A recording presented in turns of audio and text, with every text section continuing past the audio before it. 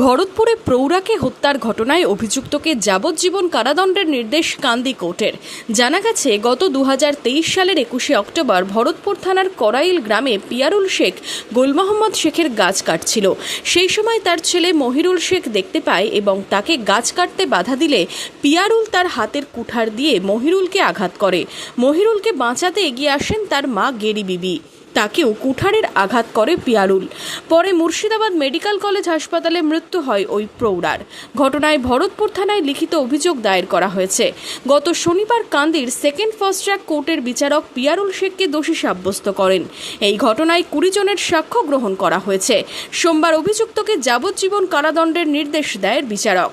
গত ইংরেজির 21/10/2023 তারিখ ভরতপুর থানা অন্তর্গত করাইল গ্রামে এই পিয়ারুল শেখ এই যে মারা গিয়েছে তার স্বামী গুল মোহাম্মদ শেখ, ওটাকে গোলবাবুর বাগানে গাছ কাটতে গিয়েছিল, নদীর ধারে একটা গাছ। তখন এই মহিবুল শেখ বাধা দেয়, ওর ছেলে, গোলবাবুর ছেলে। পিয়ারুল তখন মহিবুলকে কুড়ুল দিয়ে আঘাত করে।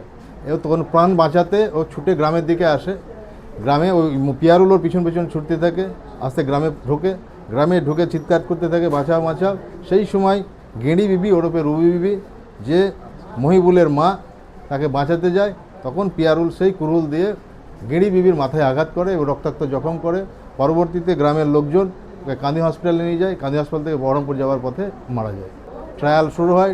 ট্রায়ালে 20 জন সাক্ষী এক্সামিন হয়।